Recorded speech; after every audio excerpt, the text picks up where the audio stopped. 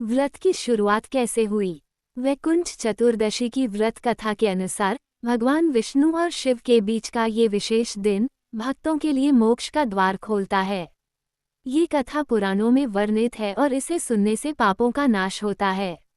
व्रत कथा में मुख्य पात्र। इस कथा में मुख्य रूप से भगवान विष्णु, शिव और उनके भक्तों का उल्लेख होता है। वैकुंठ चतुर्दशी व्रत कथा के अनुसार शिव और विष्णु के भक्तों ने इस दिन अपने अपने आराध्य की विशेष पूजा की थी, जिससे दोनों देवताओं की कृपा प्राप्त हुई। वैकुंठ चतुर्दशी प्रचलित पौराणिक कथा।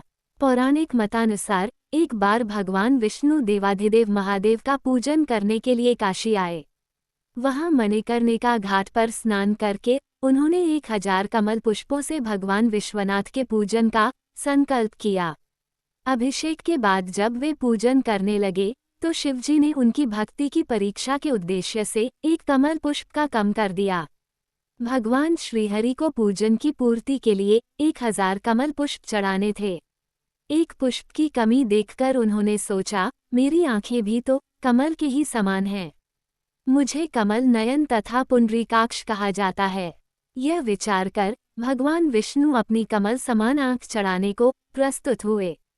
विष्णु जी की इस अगाध भक्ति से प्रसन्न होकर देवाधिदेव महादेव प्रकट होकर बोले, हे विष्णु, आपके समान संसार में दूसरा कोई मेरा भक्त नहीं है।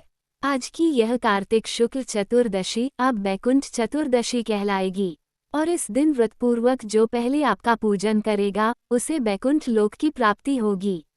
भगवान शिव ने इसी वैकुंठ चतुर्दशी को करोड़ों सूर्यों की कांति के समान वाला सुदर्शन चक्र विष्णु जी को प्रदान किया। शिवजी तथा विष्णु जी कहते हैं कि इस दिन स्वर्ग के द्वार खुले रहेंगे।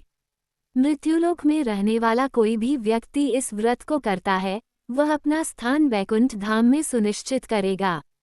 वैकुंठ चतुर्दशी का व्रत भगवान विष्णु और भगवान शिव की उपासना का महत्वपूर्ण दिन है।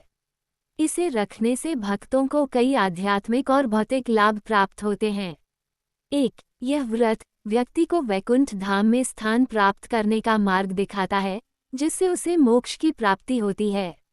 2. इस दिन विधिपूर्वक व्रत और पूजन करने से जीवन के सभी पापों का नाश होता है।